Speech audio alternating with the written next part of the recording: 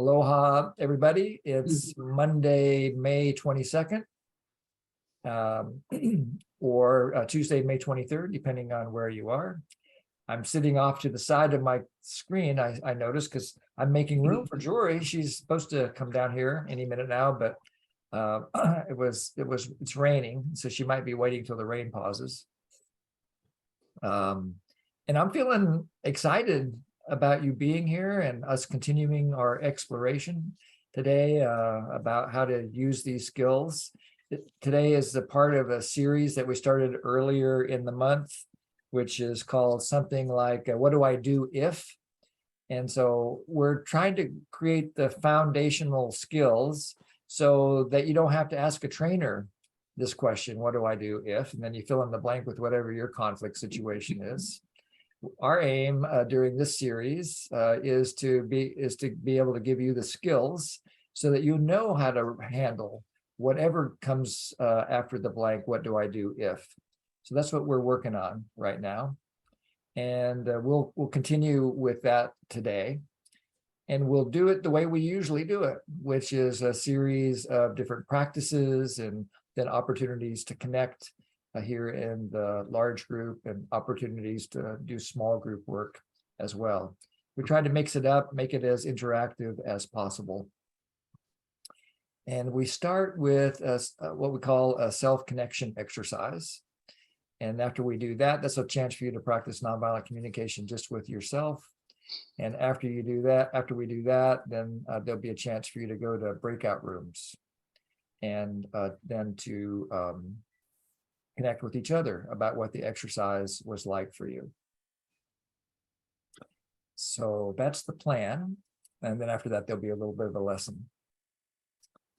So, oh, I see that Irene is here and she's modeling something. If you put an equal sign in front of your name like Irene did, that's a signal to me that you don't want to go to a small group when we do small groups. Everything we do here is optional, so you don't have to feel like anything is a requirement. You get to exercise your freedom, your autonomy here. Hey, Yen, welcome. So let's start with a little self-connection.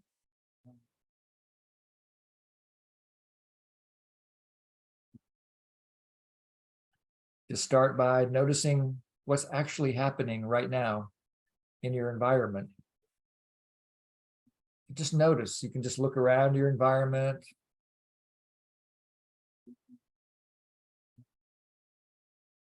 And as you look around and notice, you might also notice thoughts.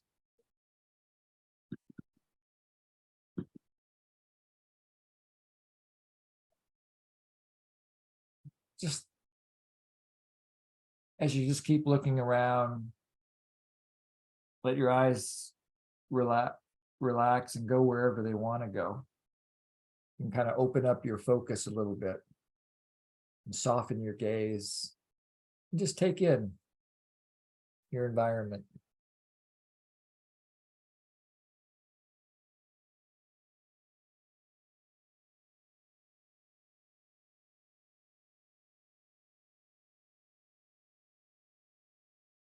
If you're comfortable, you could close your eyes.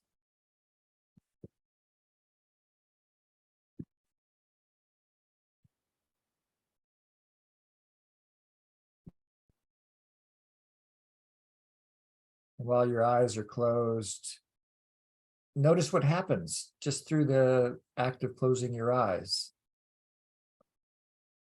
You might become more aware of your other senses. You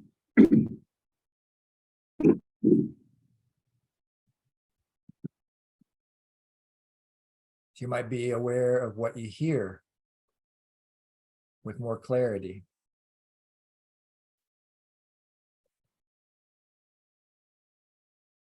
Or maybe you're more aware of textures,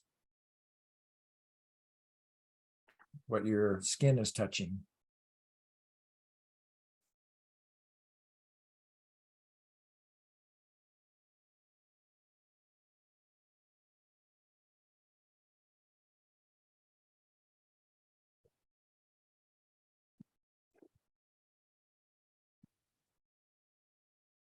Maybe you're aware of odors or aromas.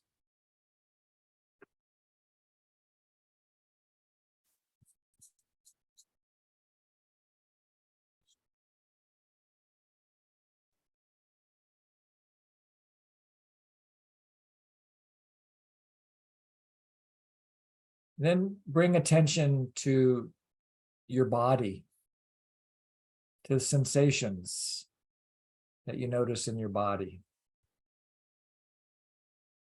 Get curious. What's my body sensing in this moment?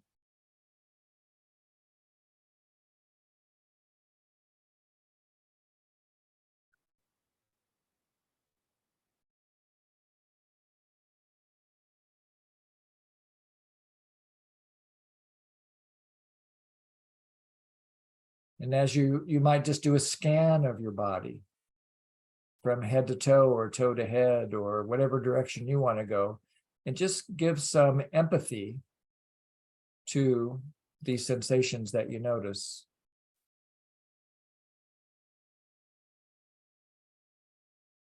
In other words, just name it. First you notice it, then you name it, and then greet it with warmth.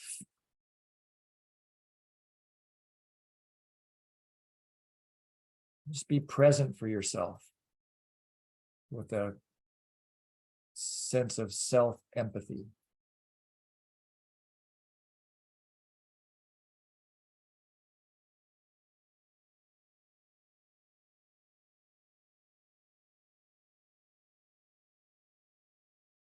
And then notice also emotions that you're experiencing.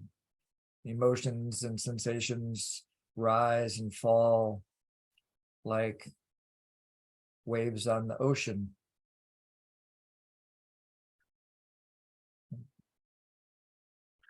We're floating in a sea of our sensations and emotions, floating in a sea of our feelings.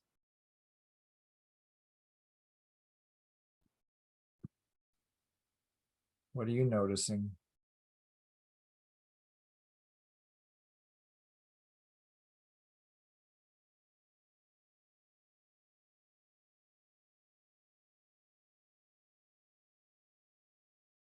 And then see if you can connect with yourself by connecting these sensations and emotions or feelings with your needs. What's important to you right now?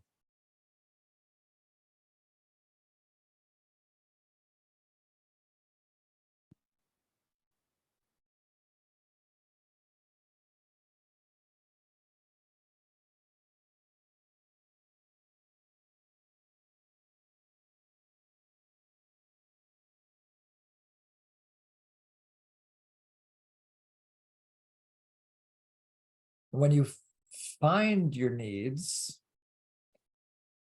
again, greet them with a sense of empathy.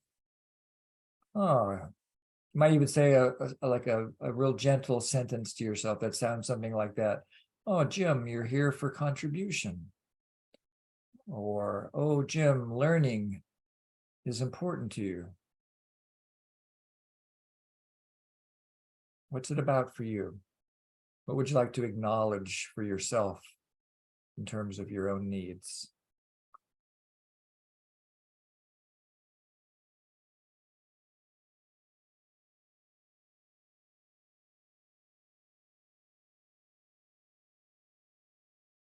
And by acknowledging them to yourselves, you start opening up, savoring this opportunity to see and experience the beauty of these needs, that these needs are life moving through you, that motivate everything that you do.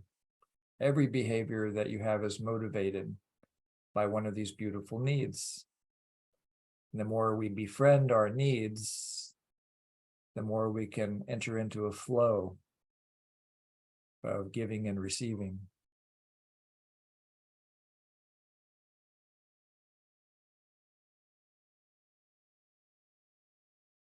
And as you continue to savor the needs, you might just ask yourself, what would I like to do to support myself in getting these needs met for the next couple of hours?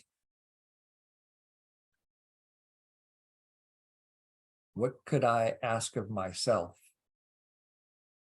that might support me in getting my needs met?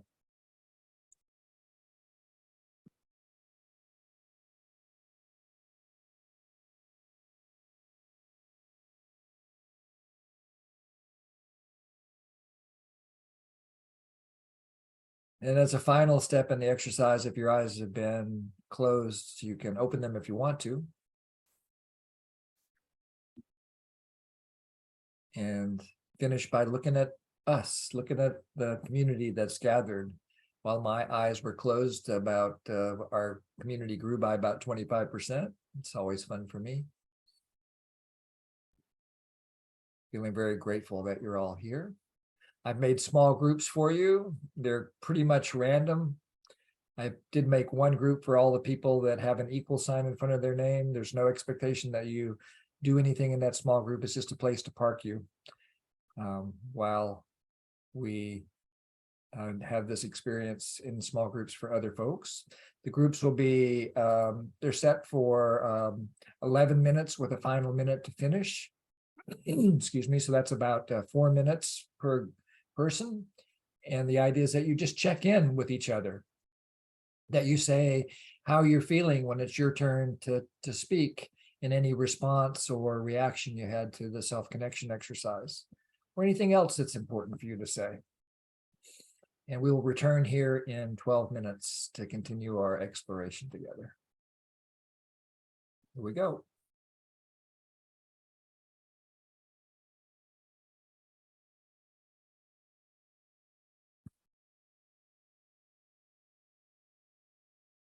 And there, some of you were right in the middle of your sentence and you got interrupted. So Yes.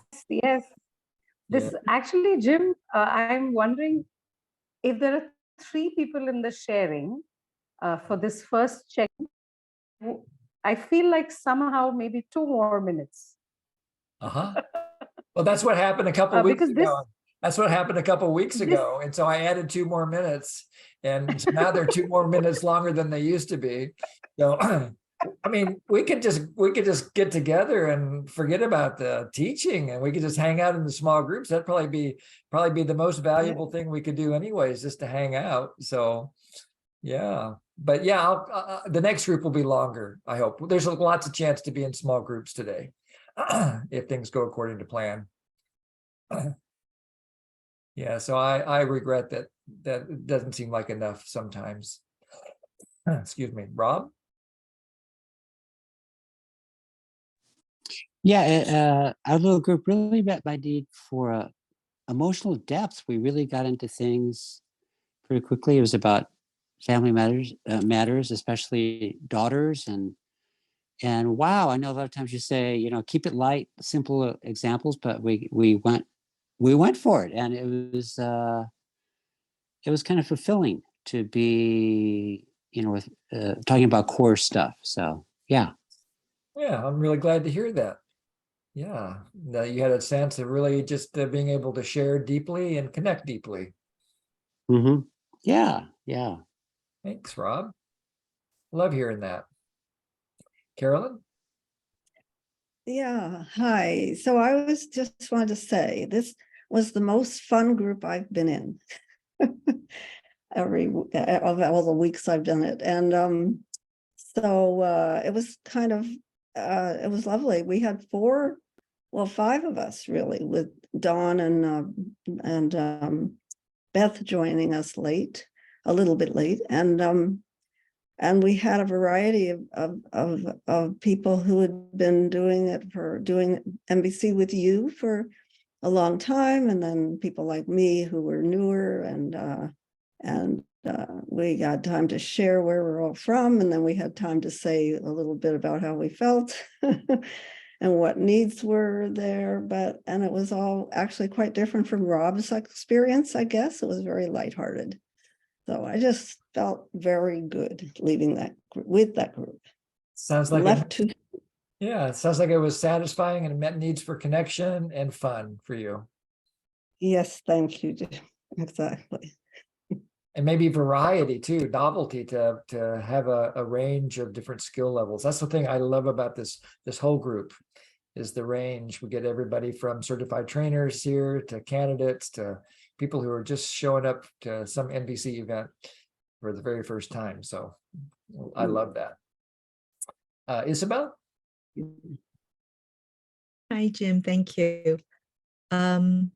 My group, you always want to know what went on inside, and I want to share that my group, we were in a serendipitous space where we all were sharing something about spaciousness and self-care. That was the theme, in my opinion. And what was interesting is I was the timekeeper, so I offered 3 minutes each. I thought that would be plenty, but that didn't give enough time for reflections and empathy, which were really helpful. And so by the end, there I was with a time ticking, and my time hadn't come because I'm the last to go. And I had this conflicting emotion inside me, needing my self-care, wanting to express myself, at the same time, being in the space of other people who are empathizing and supporting each other, wanting to be there as well. And in the end, with a minute left, I expressed myself.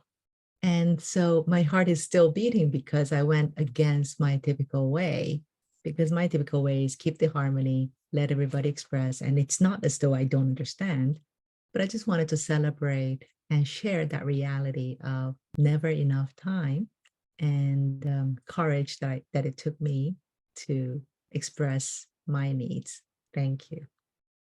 Thank you. And I'm going to peg that word courage. When I check in with you guys in a minute, I want to tell you a story about my own courage that I think will be resonant for what your experience this was. Mickey, I'm glad you used that. I mean, Isabel, that just reminds me of a story that I want to celebrate with you guys.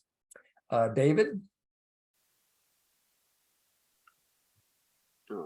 Hello, and thank you for the nice group and breakout sessions. And just really quickly, I'll share that there were some very meaningful terms thrown, not thrown around, but communicated, and that would be the term shared reality is part of our group, and gave me a really strong feeling of my need for community and inclusion and validation and value, and really contributed largely to it's like a diving board, a nice springboard to get the night started off nicely. So I had two very fine fellow travelers with me, and I thoroughly look forward to sharing more with them as we progress. But shared reality really resonates with me, and I'm going to say thank you for that, and I find it to be very helpful to me. So thank you for letting me share. You're very welcome. Sounds like it profoundly met your need for a deep kind of connection. Purva?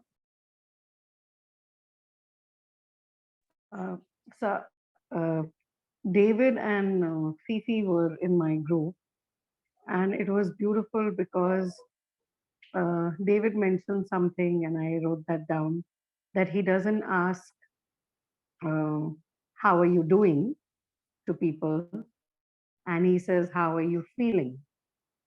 And it was so beautiful. And a sentence that he said is, my equanimity is preserved by guarding my feelings. And that just felt, I'm an artist and I'm very visual. So I think what I wanted to just show David and everybody was, the minute he said that, I imagined like the water waves, and sort of just my equanimity is met by guarding my feelings. And the water was still and beautiful and calm. And it just felt beautiful. And then, of course, I did write the same thing as David mentioned, that Fifi's need to be with like-minded people. And that she was so happy that we shared and having this shared reality. And I think David just sort of almost put a beautiful close to the circle by saying his need for community, inclusion, and validation. These three words, I think I've looked for them all my life. And it's here now. So thank you so much for that. You're welcome. It sounds like life is happening in the background too. Yen? Thanks, Jim. In my group, I think there was some super, like, really really good questions asked, I suppose. And it's not just the questions, it's the fact that the listening, the quality of the listening space was so beautiful and so safe and accepting. I think one of the things I discovered was that one of the questions asked was, what do you do for self-love? And there's the fun stuff which I do, which I am very happy to do. But I think I discovered for myself that actually doing the harder thing is the better version of self-love. And bringing it back, coming here is the beautiful, easy part. I love coming here. It's my little escape from my Tuesday morning in Singapore. But I'm actually going to run off right now and take care of the harder thing, which I've been running away from. So this is kind of a mini checkout for me. A thank you to you, Jim, and everyone else in the space, and especially to Mary and Frankie in my group for holding that space for me. The request I ended up making for myself after going through needs and feelings was to go take care of the hard thing. And that's my version of self-love. So thank you all very much. Thank you. Thanks, Yen. Okay. Well, before we dive into the lesson, I want to share a celebration and a morning with you. I think I mentioned this a couple weeks ago that Marshall said, if you really understand nonviolent communication, you would always be weeping.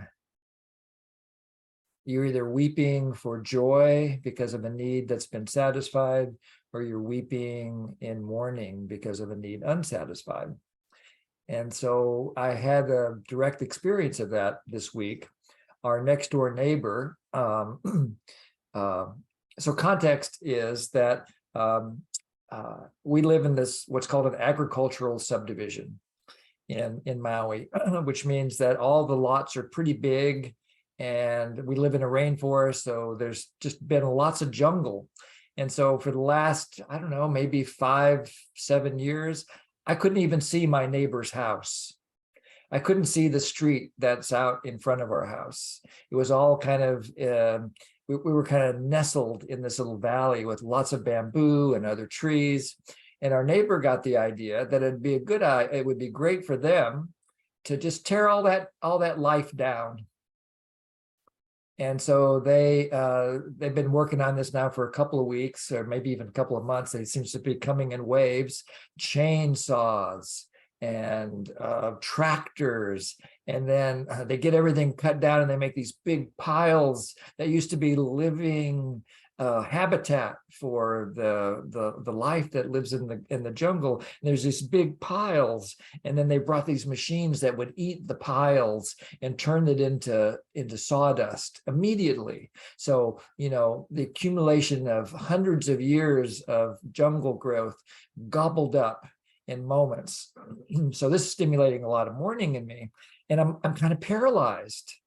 It's like there's nothing I can do about it. I've got this story that what a neighbor does on their property is none of my business, right?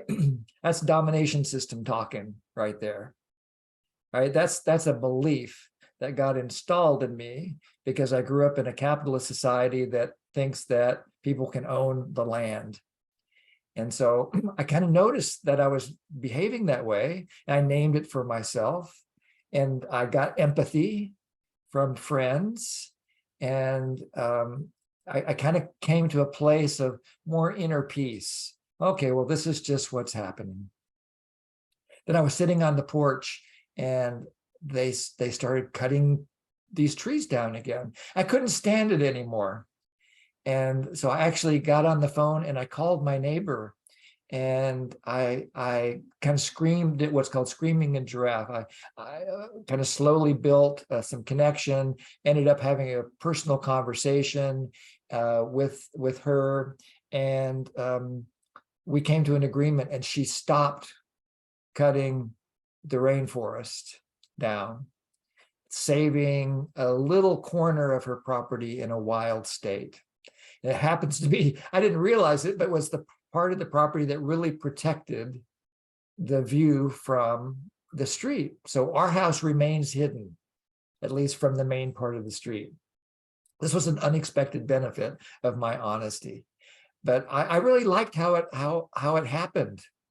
You know, it was really a chance for me to be vulnerable. I'm pretty sure I had tears in my eyes. I wasn't speaking on behalf of my personal needs as much as I was speaking on behalf of the needs for life in this little valley. And so it ended up having a good effect. We got more connected. We had more of a sense of connection than before the conversation happened. So that gives me faith, really, in what we do here every week, that we can find the courage. Someone mentioned courage in the check-in. We can find the courage to overcome the story, that there's nothing we can do about it. And so I'm hopeful that that stimulates something in you. And we have enough time to hear from one or two people if there's anybody who wants to respond to what I've said. Yeah, Tanya.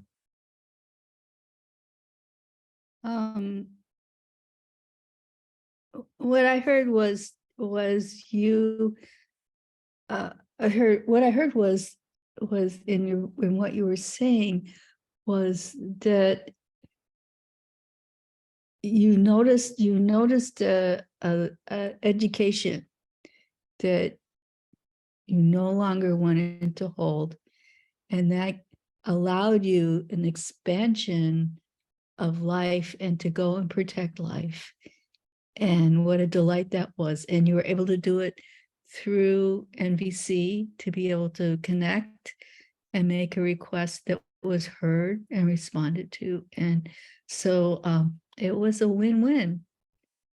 Yes. Your neighbor didn't feel blamed. Your neighbor felt in cooperation with you, and part of the forest was left. And I am delighted to hear this story. Thank you, Jim. Thanks, Tanya. Thanks for the affirmation and the empathy.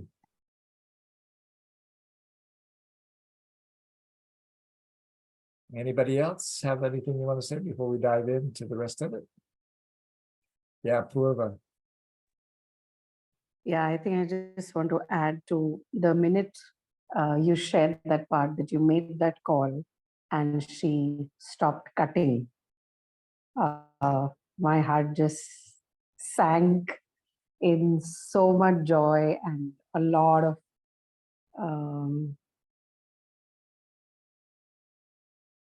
like I really wanted to come and in that moment hug you and go hug her and tell her, like, even that one tree that you saved, it'll like bless you for generations.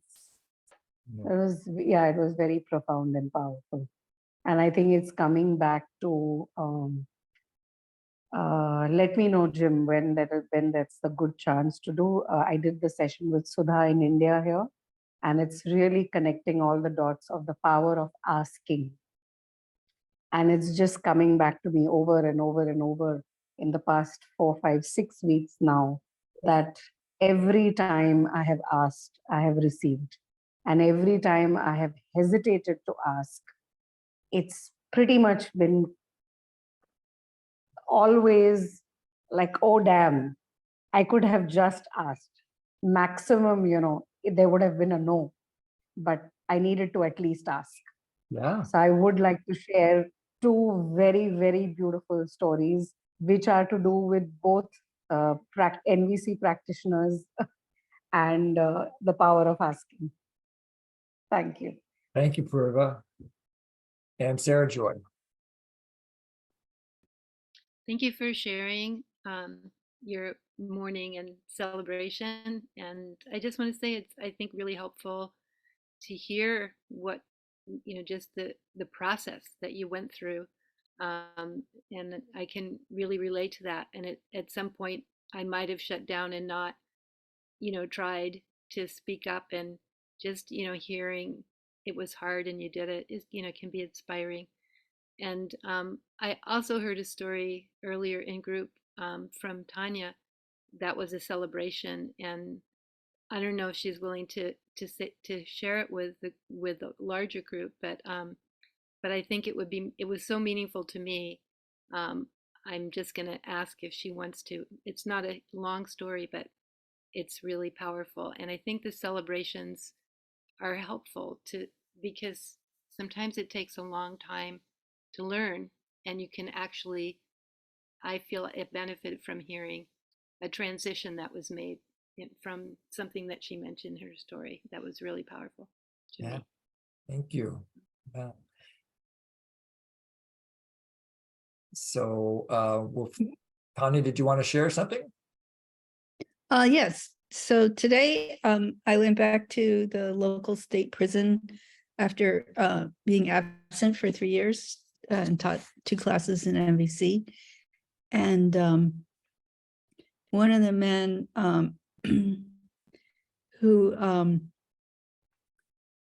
actually has life without parole said that he was, and he's probably done about 80 hours of MVC class with me, practice group with me.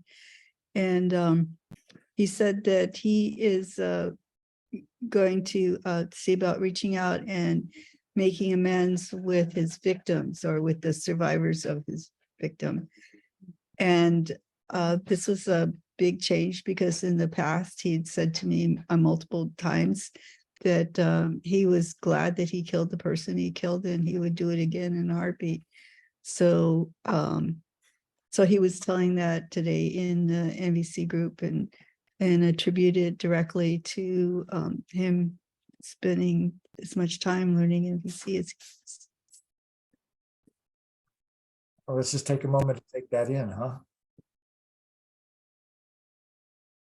That's nonviolence in action. Thank you, Tanya, for sharing it, and thank you for encouraging her to share it with us. And Siva, then we'll practice. Different kind of practice. Go ahead, Siva.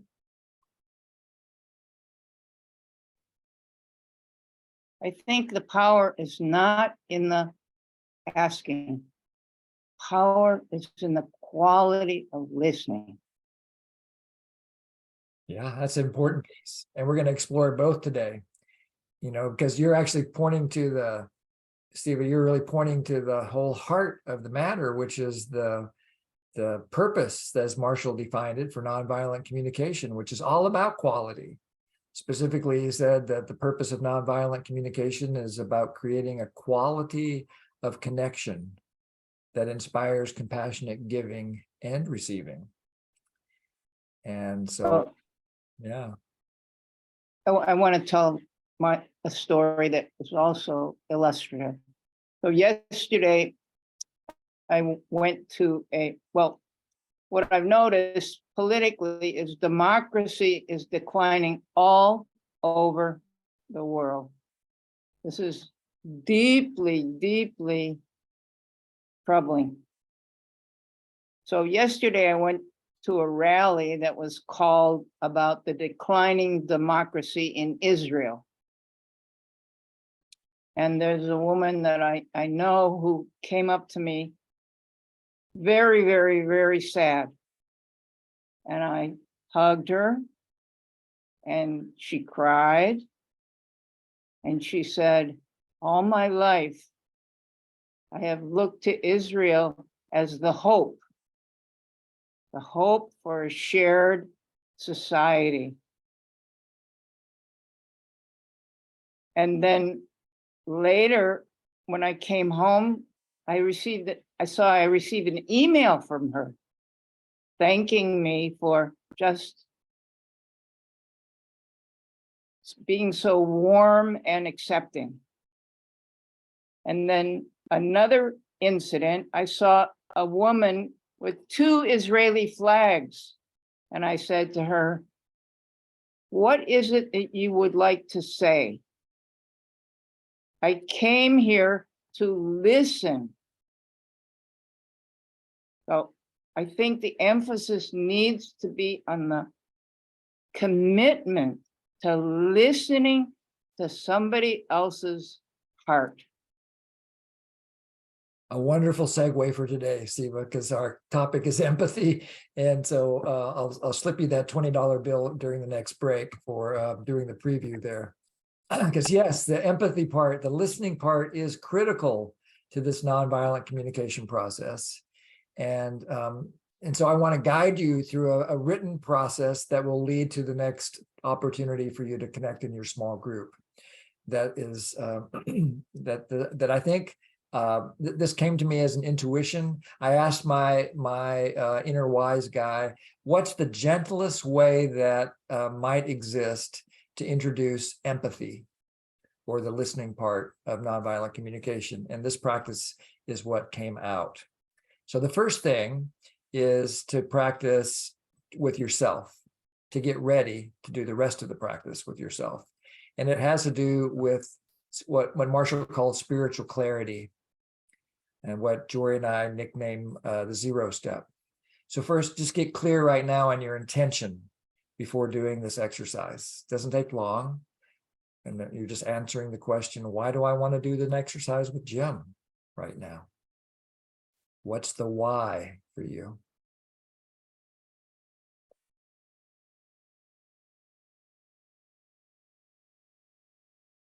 And then to coach yourself throughout the process to keep coming back to the present moment. Put your attention in the present moment.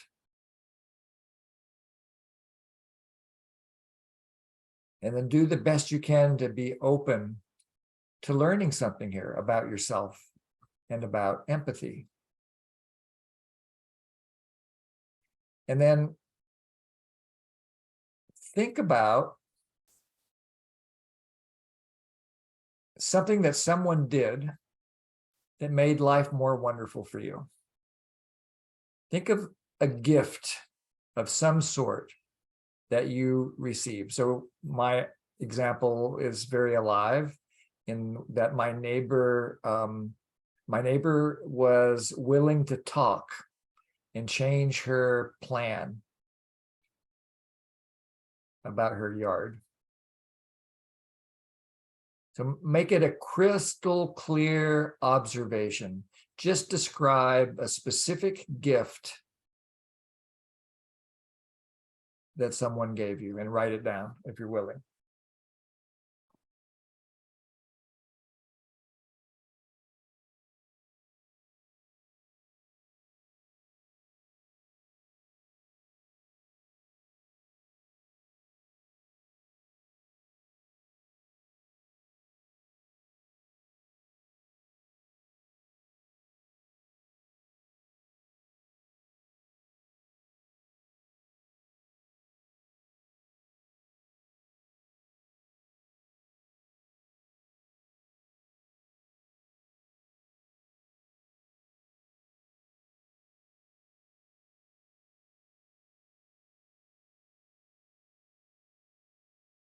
If you're done, check what you wrote and just make sure there's no opinion in it.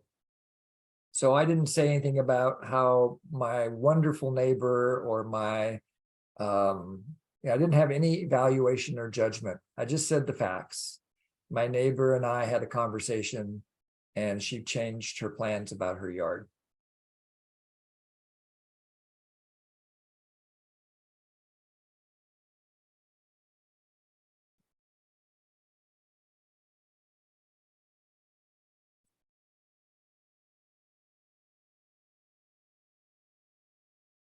Then you're claiming that this made life wonderful for you. Why? What needs of yours were satisfied by receiving this gift? For me, it was around cooperation,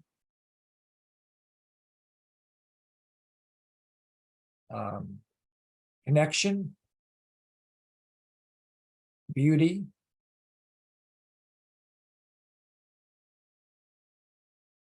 consideration, protection, honesty. So I'm just really, the more I look at the chart, the more needs come alive in me. So I'll just be quiet for a couple of minutes while you consider what needs of yours were fed by receiving this gift.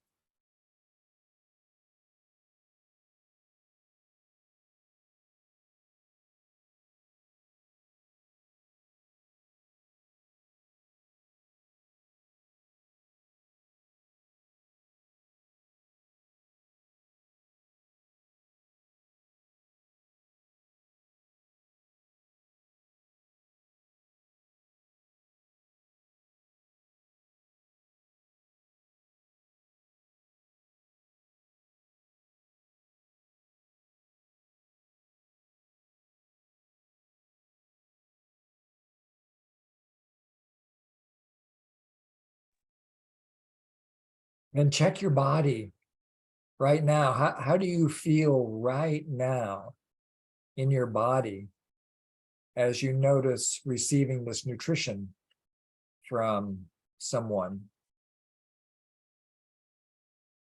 So I notice a sense of openness in my chest, feeling of gratitude, both towards my neighbor and myself.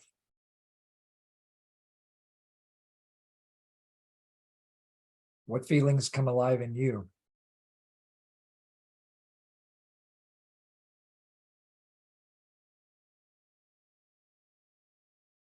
And then savor these feelings and needs.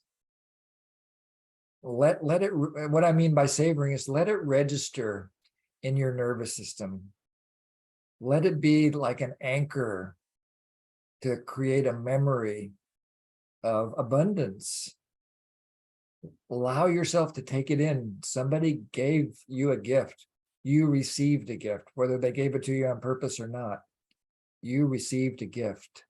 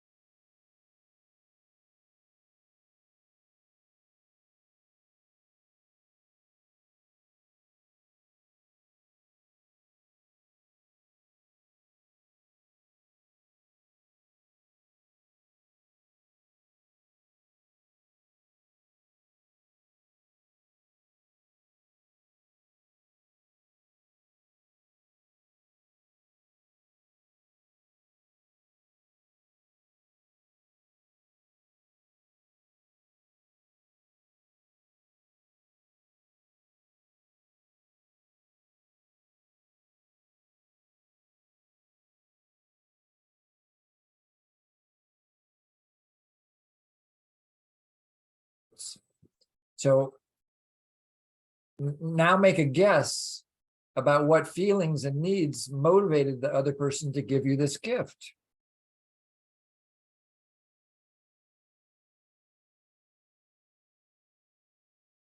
Why did the other person choose to contribute to you in this way?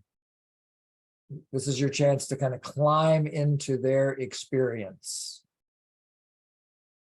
with a wonder. I wonder why they gave me this gift.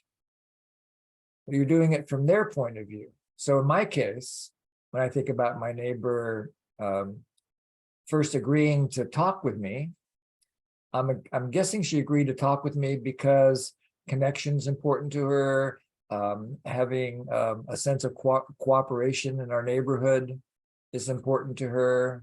I think she cares. I think there's something about love in there. And then her choice to stop the machinery and the destruction, I'm guessing that was motivated by a sense of cooperation and integrity. And maybe it was like some clarity for her. She understood things because of what I told her about the natural history here and the history and some biology. Maybe it was motivated by learning something new. So those are my guesses. What's your guess about what motivated the other person?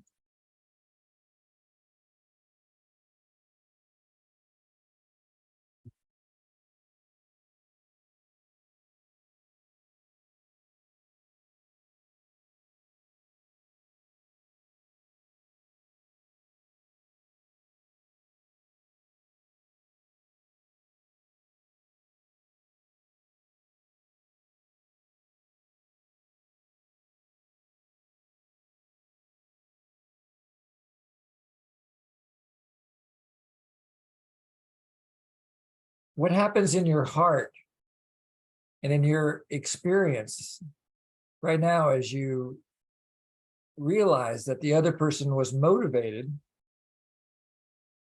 by a need when they gave you the gift? Just write a note to yourself about what it's like for you to notice that the other person was motivated by a need when they gave you this gift.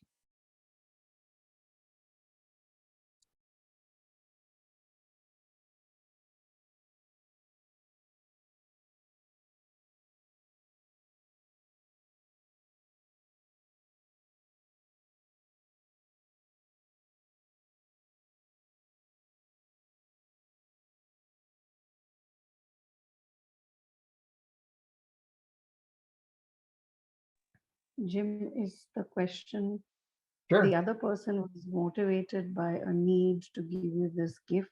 How does that make me feel? The question is, yeah, when you notice that the other person's behavior was motivated by a need, just check to see if that insight has an impact for you. It may or may not.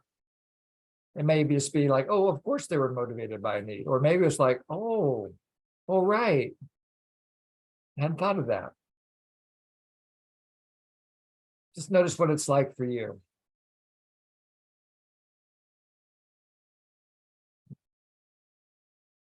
I'm going to invite you to go back to small groups for a total of 16 minutes to talk about this experience of empathy for gratitude. And so everybody has about 5 minutes. I love the idea I heard that Isabel mentioned of having a timekeeper, someone just keep an eye on your watch or your iPhone or whatever, and just make a gentle reminder that the request is that everyone have more or less equal time to share their experience. And so while you're doing this, the invitation is to stay in this mode of empathy, so that while you're listening to the speaker, you're giving them the gift of your silent empathy. Empathy has nothing to do with the words. We'll talk more about that when you come back. So just offer your presence. Just listen with an open heart, whatever anyone wants to share. And we'll be back here in 16 minutes. And I might have to do a little adjusting because some people are coming and going here. So I will adjust and get you in a group as soon as I can. Here we go. Everybody's back. What'd you notice? What'd you learn? Who wants to share something? Rob. Yeah, we were just, it seems like there'd be a lot of time, but there's never enough time. That's the case. So yeah, at the end, we were just like, I said I was very ambivalent about something. And I think a member of the group was saying, well, you can hold multiple needs at the same time. And I said something, the definition of maybe ambivalence was torn. Because basically I just gave empathy for my daughter who needed, who got to a store too late to pick up her meds, and she was very upset. But then I stepped in and I said, oh, I'll go get your meds tomorrow for you, you know. And then I felt ambivalence because I really don't have the time tomorrow easily to do it. So my own needs weren't. So anyway, so what is your ambivalence and torn? Is that the same thing, Jim? Could be. Yeah, I mean, I get what you're saying. Ambivalent means, I'm not quite so sure what I feel, or I'm kind of torn from one thing to another. So yeah, that kind of makes sense for me. Yeah. I mean, I think at the Uh-huh. root of it, valence has to do with feeling and values, and ambi means, Yeah. etsy ketsy back and forth. Yeah, so that makes sense. And what, There we go. Yeah. I guess is for you, what you noticed is that your urge to contribute came out of the spontaneity of your heart in the moment when you noticed your daughter's Yes. pain. And then when there was time Uh-huh. to settle into the reality of life, all Right. you need to do. It's like, what I suddenly- promised that. Yeah, how am I going to fit that in now? So now you're that probably led to a sense Yeah. of being torn because you have a need for integrity. You told your daughter you would do something, and now you're Yeah, probably would like to figure out how to say yes to that. Yeah. And so am I going to process it further with her? I'm actually going to tell her how I feel and go further, or I'm just going to let it ride and just get up early and just do it. So yeah. So now I feel torn and ambivalent about that. So Yeah, so you're kind Anyways. of still in the middle. You're still exploring some in the needs. middle, on the fence. Yeah. Yeah. I'm there a lot, unfortunately. So anyways, thank you. You're welcome. Yeah, I think we all live dancing on a fence. Maybe that's why sometimes we get defensive. I don't know. That was just a bad pun there. Yeah. All right.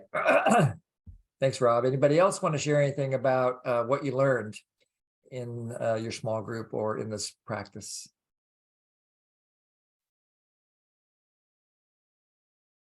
Anybody get stuck anywhere? Go ahead, Carolyn. You answer whichever question you want. Well, I was just gonna say that I learned how valuable this process is. And so from being stuck to being unstuck. Great. In really, actually really deep ways. So just amazing. So I mean, it's just, that was just really so meaningful and so wonderful to do, and to see how stuck something was. And so, and to have this process, I guess I would just say what I already said: stuck to unstuck. Yeah, it sounds like for you, NDC was kind of like a lubricant for the heart. It really helped you to get unstuck from one particular way of seeing things and open up to possibility. Yeah, absolutely. Thank you, Jim. You're welcome. And Jaya?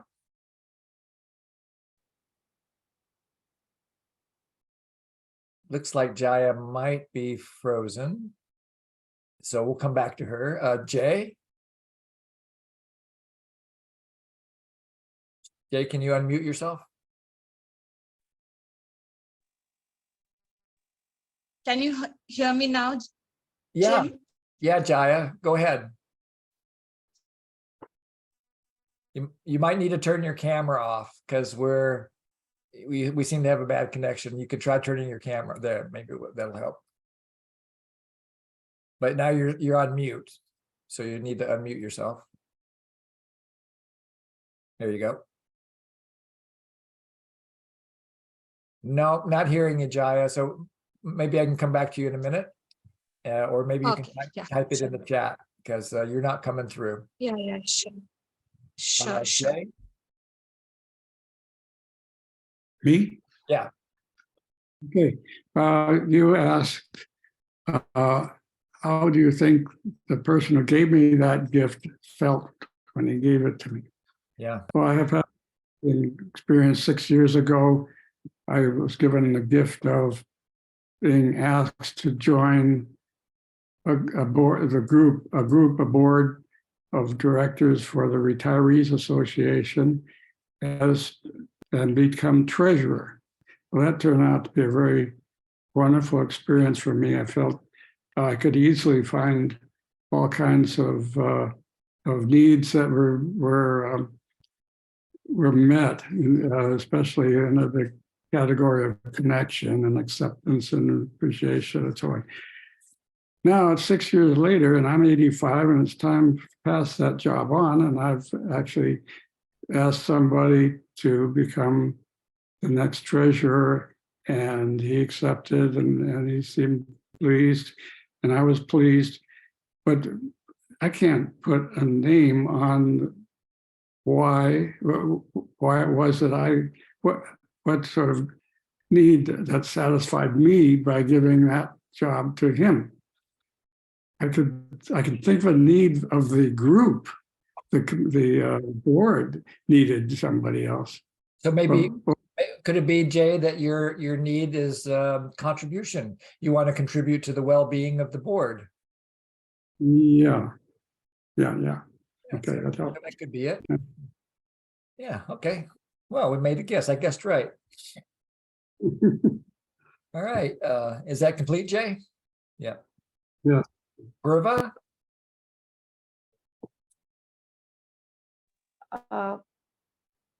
For me, Jaya was in the group, and she shared something very beautiful about her mother and how many different needs it met for her, and it met, I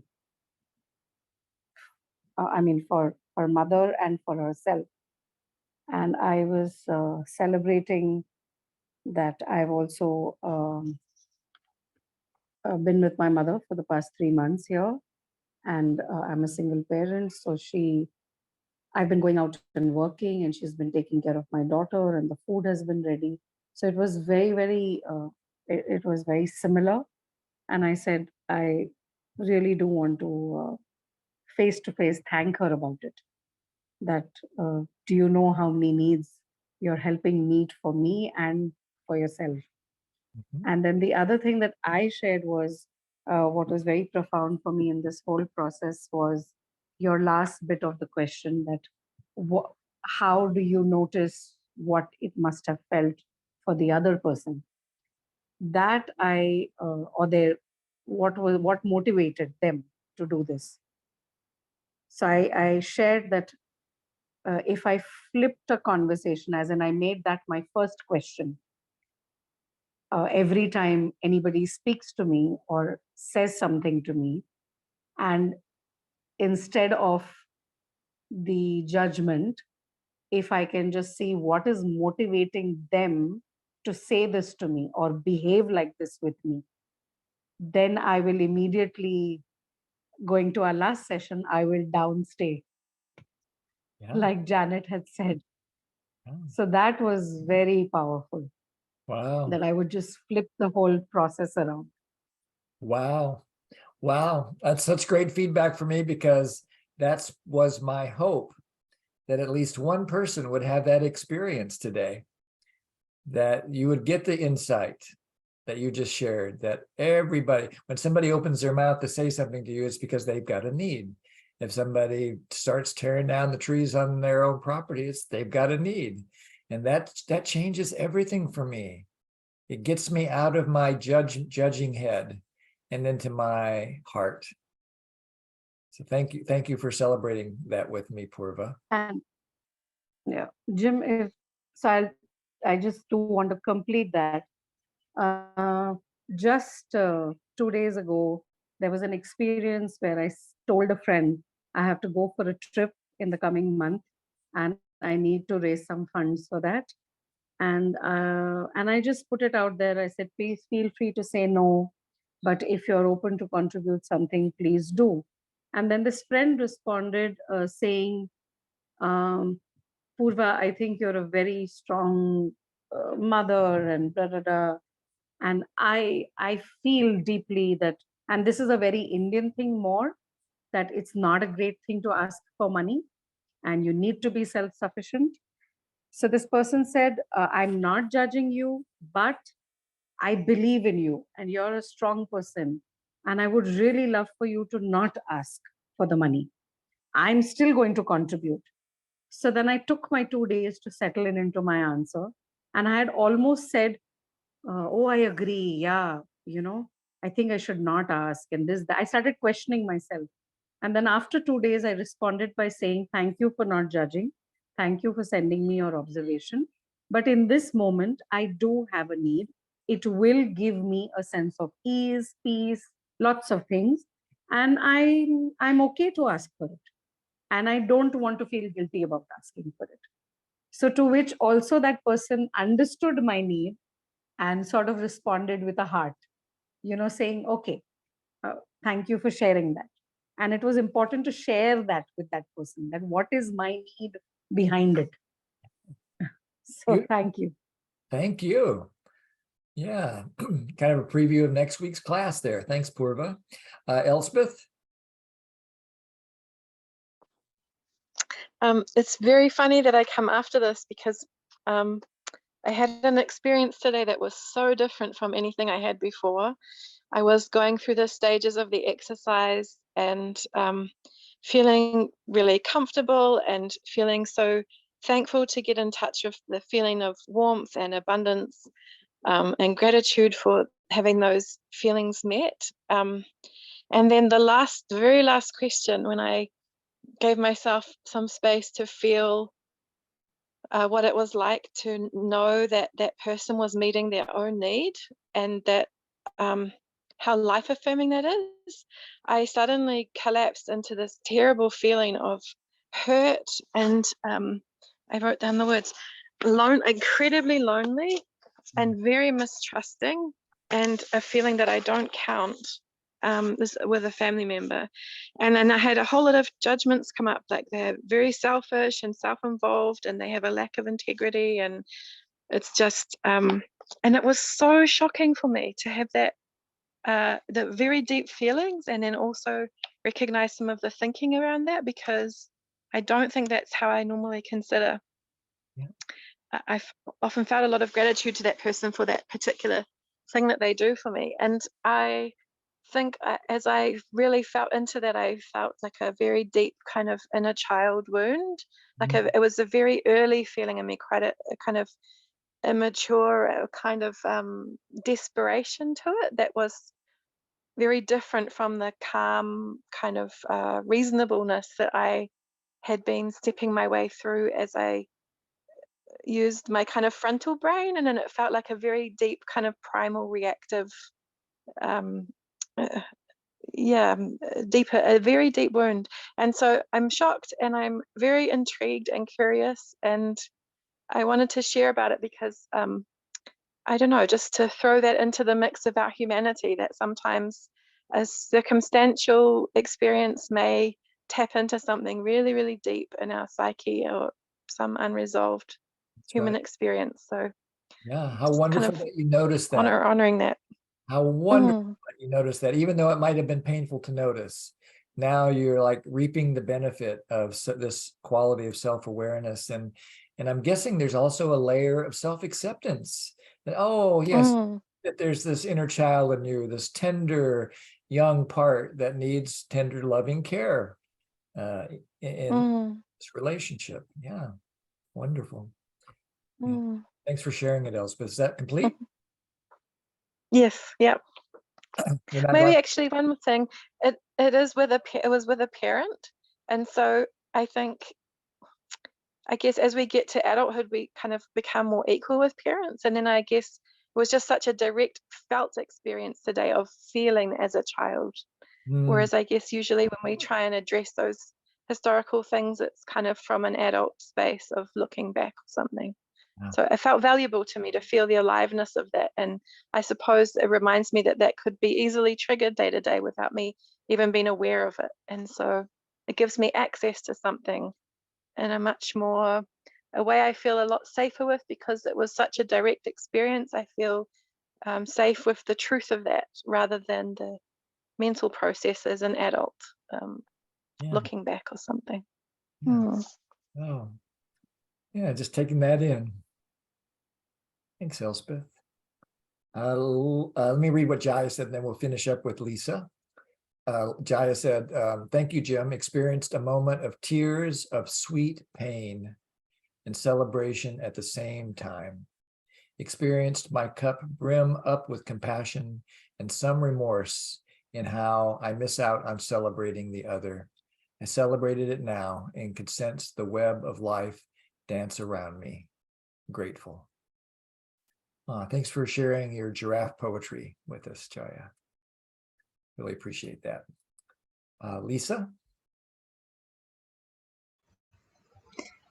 Hi. Yeah, I just wanted to share how good it was to be reminded of the value of slowing down a joyful experience and really appreciating it. And I particularly liked also the last question of being able to, for me, it was like enhancing it kind of more and seeing it, being able to widen it and see the motivations from the other person's perspective. Just kind of, deepened and enriched the moment, which I wouldn't have thought twice about if I wasn't here today. So nice to slow it down and savor it, isn't it, Lisa? Yeah, it's so special for us. All right. So let's unpack it a little bit, this idea of empathy. And by the way, I want to let you know that in about 10 minutes, if things go according to plan, our friend from Kenya will be arriving to share a little bit about the Kenya school project for a few minutes towards the end of our group here. But in the meantime, I want to share, I want to hear your ideas in the chat. When you think about your experience of empathy, and that could be in a general sense, like your general experience of empathy, both as giver and receiver of empathy, or if you want to think specifically about what just happened in your small group when you were the listener, or if you want to think specifically about what it was like to do the written exercise when you were living from empathy. What would be how would you describe the elements of that experience? What would be important to communicate to another person? If someone was to walk up to you and say, what's empathy? How do I do that? What could you tell them as the main points of empathy?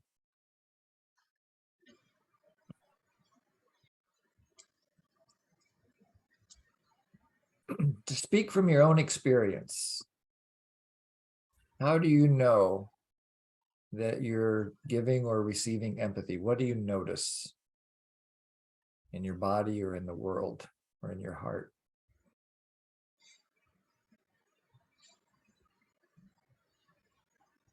Presence, connection, understanding, being known.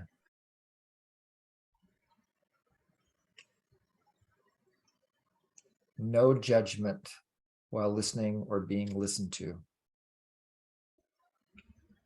Listening, warmth around the heart, openness, attention. Open your heart. Understood.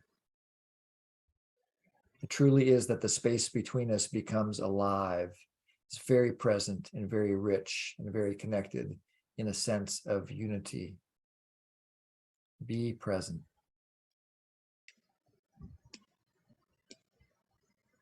Seen. Trust, safety. Look the other person in the eye if you can. Being here now. Uplifted. Kindness. Not distracted. I feel good about being a human, compassionate.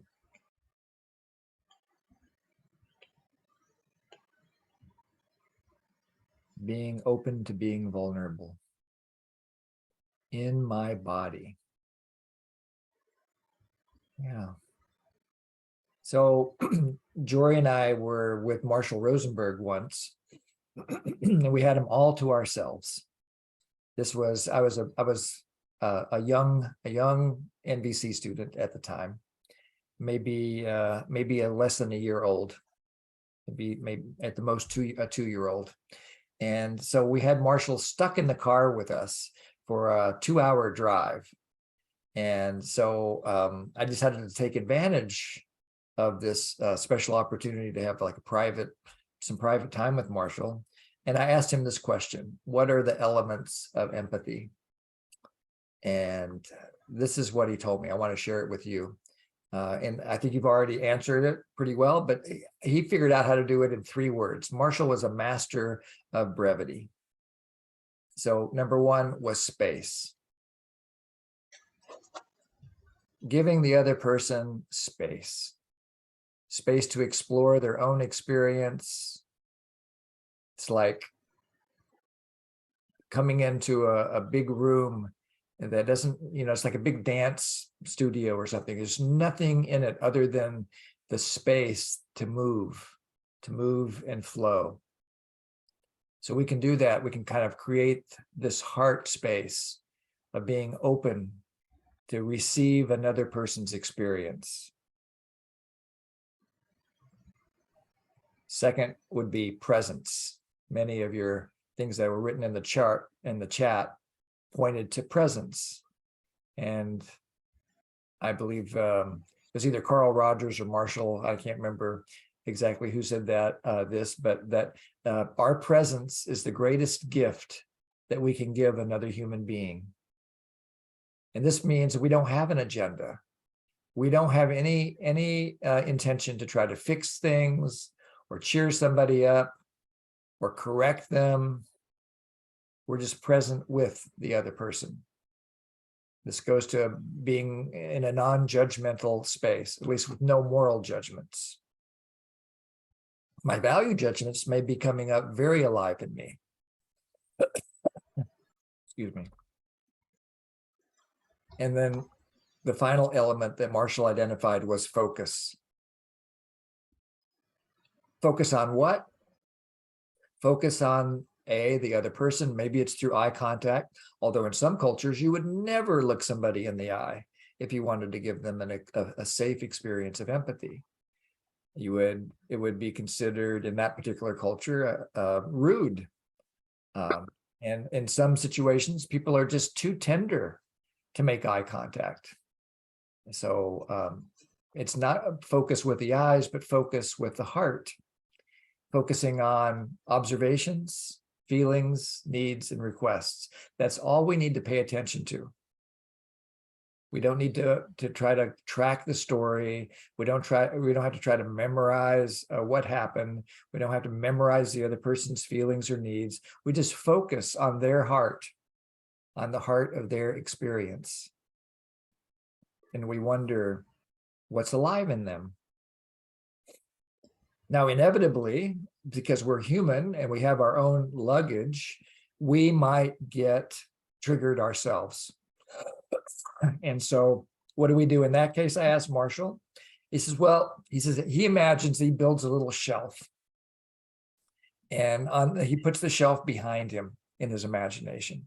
And what's the shelf for? The shelf is for his own needs. So let's say he's listening to someone and they talk about something particularly painful, and it brings up our own need for the other person's well-being or the well-being of a particular social system or something around depression or whatever it is. We notice our need. We care for our need momentarily, just long enough to put it on the shelf. So then we can return our focus and our presence and our space to the other person.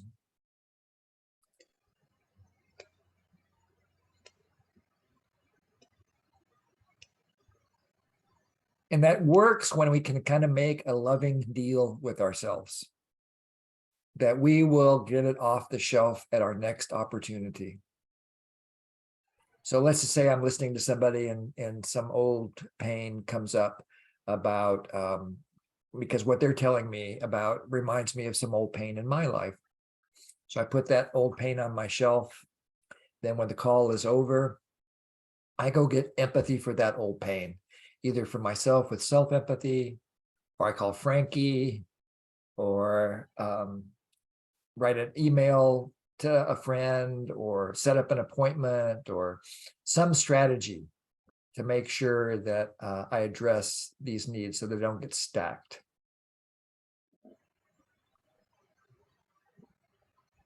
So let me just check my list of participants and see if Samuel is here. If not, we'll just keep going. Got plenty to do. Samuel is calling in from Kenya, and the internet situation there, as you can imagine, may not always be reliable. So anybody have any questions or comments about space, presence, or focus, or this idea of a shelf? Any questions or comments?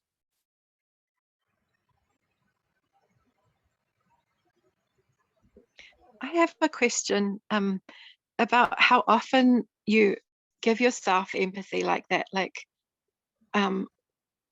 I used to give myself empathy more frequently, and I've been through a very difficult period of time when I've been around some very dysfunctional people and I've run out of self-empathy, and I've run out of empathy for others, and I can't remember what it's like to have a normal amount of empathy in my day. And I was wondering how you stay fresh with that and recharged. Yeah, what a wonderful question. I'm a big believer in cultivating a network of support. And so I have a call scheduled almost every day for half an hour to an hour with somebody, and it's mutual. So we split the time. If it's a half an hour that we have, that person gets 15 minutes, so to speak, and I get 15 minutes. And I also have a built-in empathy buddy. I'm lucky in that I live with an NVC trainer, and we take walks every day. And so, but I think we need you can't go for more than a few days without eating. How could we go for more than a little while without empathy? So we need to, I think we need to set up a system. I'm looking forward to someday someone in this group saying, I'm going to volunteer to help set up an empathy system for this group. I don't have the energy to do it. I'm just too busy. I know it needs to be done, but I know someone here is going to have the creativity someday to make it happen. And now hearing your need, Elspeth, maybe that will motivate somebody to write to me and say, maybe I've got an idea how we could set something up like that. So yeah, it's every day empathy and everyday self-empathy.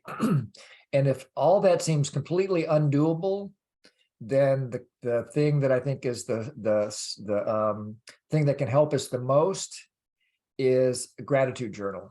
That can help build our resources so that then we can be more present for others. I see Samuel's trying to get logged on, and not there he is. Hey, Samuel. So Rob and Siva, can you hold it while Samuel is here? Samuel, can you unmute yourself and let's see if we can hear you? Yeah. Yes. Hi, welcome. Good morning. Good morning. Welcome. Thanks for getting up so early to come and hang out with our group. Thank you. Yeah.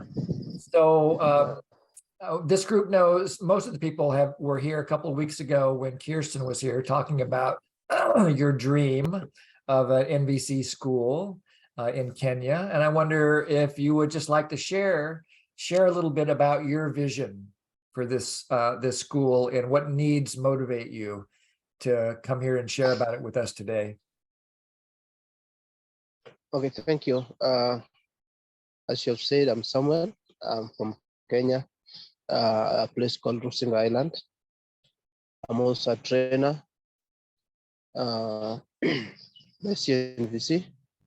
Yeah, so I live in a rural place, and during my schooling, a lot happened that has triggered me and many community around here to have a different look, to bring something back to this community. And when I learned about nonviolent communication in 13 years ago, I started walking this path. And yes, I learned that in the environment where people are in VC consciousness, then such an environment, everybody's need is valued and cared for. And if I looked back at the experiences I had in school, where personally I had to drop out because of some corporal punishment and some frustrations that we had in school, I'm aware of many ladies who dropped, who ran away because of not their wish, and even not the wish of their parents, but the culture. In an instant where a lady will drop out of school just because this lady gotten pregnant, and so the community will give a lot of labels. The community will judge you. The community will even distance themselves from you. And so in our institution, in our schools, is more of a military base, a space where you do as the teachers say, and you have no rights. You have no space to express or even to share what's alive in you.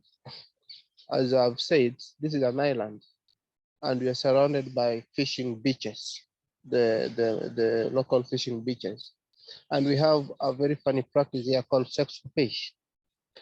As some of you may be aware, this is a very funny place where HIV/AIDS has been very high. And so many of our parents and grandparents died because of HIV. Before, people thought it was the cultural rituals. People never had awareness of HIV so much. Unlike now, where people, there are many institutions that have come in. So you get that there's a lot of households owned by children as the household heads. So in a day, I will miss a school, for instance, and go to the lake to get some fish, because statistically we have like 7 households.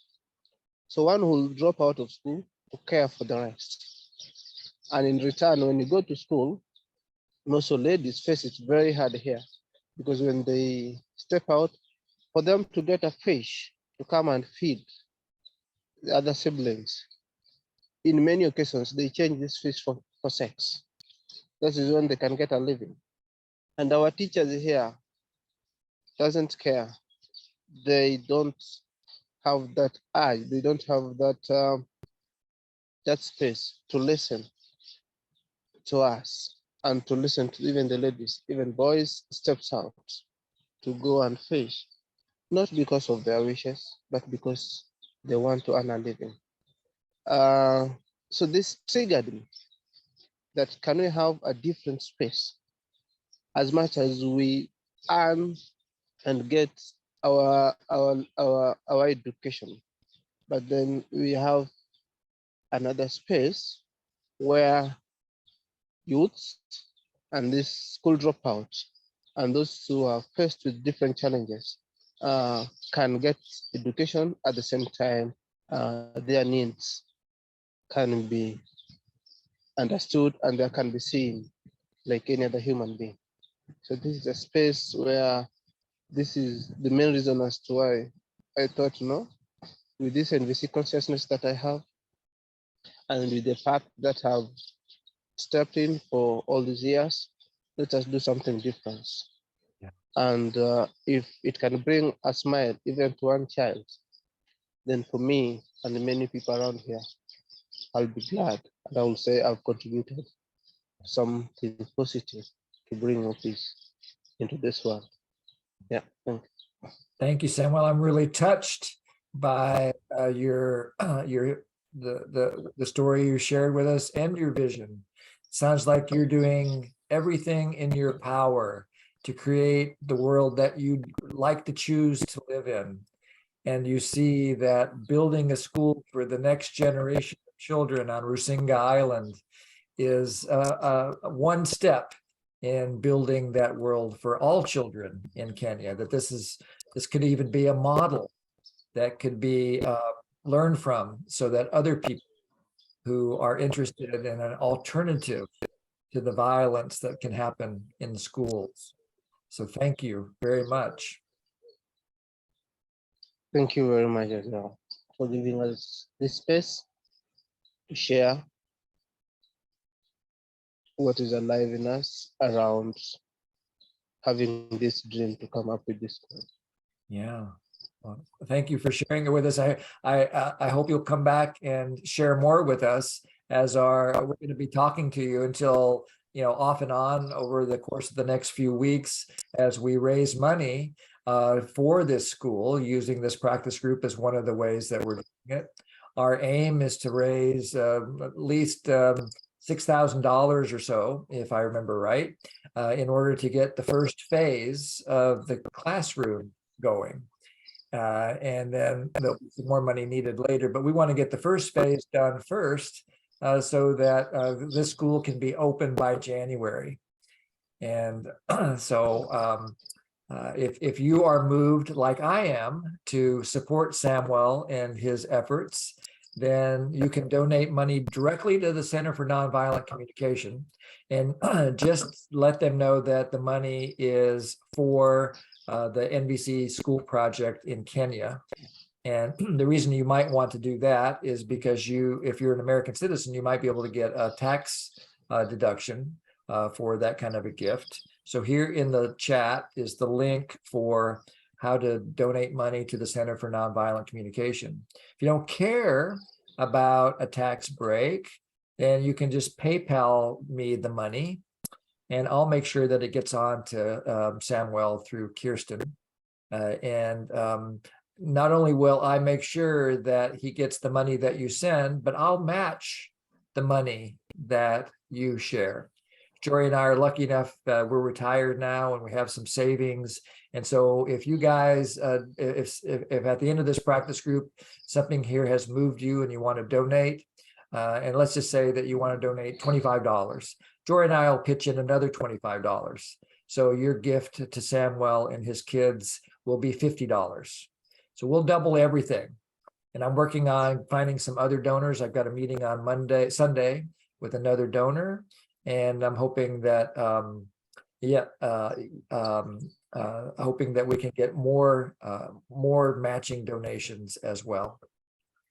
So thanks for coming, Samuel. And I'm gonna include your videos in our next week's mailing so that people can have more connection to your project. Thank you. Anything else you want to say to have a sense of completion here? I just want to appreciate the technology that has made this works for us.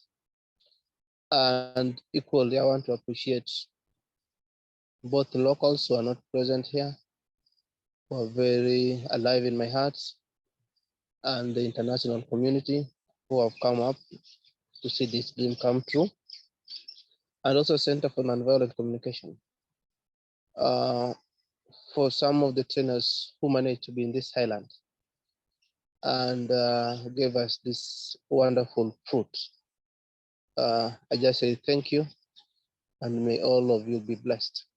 Thank you. Thanks for being with us. Hope the rest of your day goes well. Thank you. A couple of other little announcements here. We do record all of the classes, so that if you have to leave early or come late, or you want to just share this material with other people, there's two ways you can get it, either on our website, pathwaystoliberation.com, or on our YouTube channel. And so it takes a day or two to get them up. Our last week's class is on YouTube, but hasn't made it to our website yet. And let's see here. If you are here for the first time and you'd like to get onto our mail list, here's the link for that. To get to the mail list. And we're doing the feedback form. That's how we're making some decisions about what we offer during this 2-hour class each week. If you want to fill out the feedback form, that's a way of directly communicating to Jory and me about what's working and what's not working for you about our class. And I think that's enough of that. So let's see. Sam, well, no need for you to stay unless you want to. We'll get, there's a couple of questions left on the board from the lesson that we had today. And you're free to stay if you'd like. And I want to get to Rob's question, and then if Siva's still here, we'll find out what's up for Siva. Go ahead, Rob. Yeah, I think you were saying as your 3 points here about empathy. Yeah, so when giving empathy, you talked about, Marshall said, put your own needs on a shelf. And at first I was thinking, oh, that way you include your own needs in what you're saying. But I think you meant you suspend your own needs for a while. And so you can focus on them. Exactly. You got it. You got the meaning that I was trying to get across, which is, you know, if I get triggered, then and I have the capacity, then I want to be able to get back to my focus on the other person. That's exactly right. And then to attend to my needs later. And if I can't, by the way, that's not a have to. Empathy, Marshall nicknamed empathy that when you tell yourself you have to give somebody empathy, Marshall's nickname for that was empathy from hell. Because the other person gets it. The other person gets that you're really not, you know, it's like giving a gift while you're holding your nose, you know, here, take. And so don't give what you don't have. If you get so triggered while listening to somebody, then call a pause. You know, Marshall said something like, I've told people before that that my hair's on fire. I need to go put the fire out in my hair. And so he take a break sometimes because the shelf gets over full. You know, sometimes the shelf gets full and we just need to have a break to be able to attend to our own need for empathy. Yeah. Does that feel complete for you now, Rob, or is there more that you wanted to say? Yeah, thank you. Yeah, thank you very much. You're welcome. And Siva, your hand's up.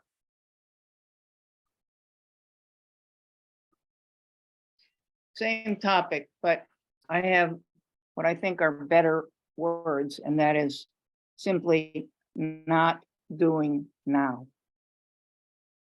Yeah, nice. Not doing because now. because when you phrase it in the negative, most of the commandments are in the negative.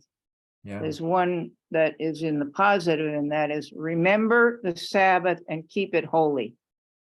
That's a very, very important for humanity to take one day to do nothing.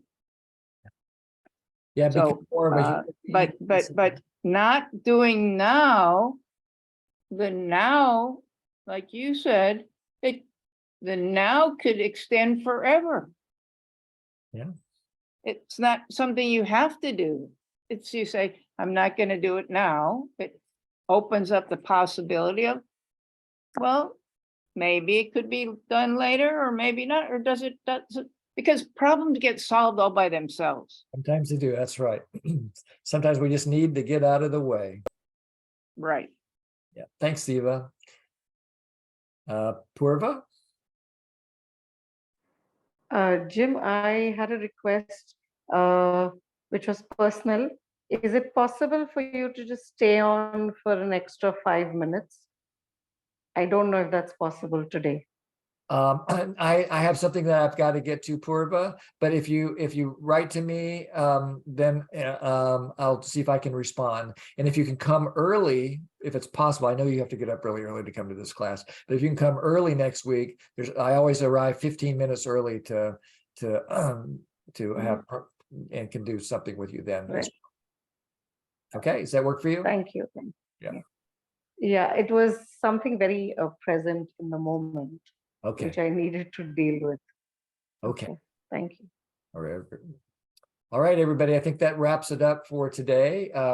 We always have some opportunity at the very end for you to go back to a small group. I usually start, what I'll do today is I'll just open up the groups that already exist, just in case you want to say goodbye, set up an empathy buddy experience over the next week. If there's nobody in your group, just wait and I'll add you to another group in just a second. thanks all for all that you do to live nonviolence and to support one another.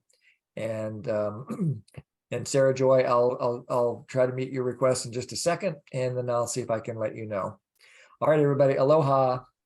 Bye-bye. Aloha.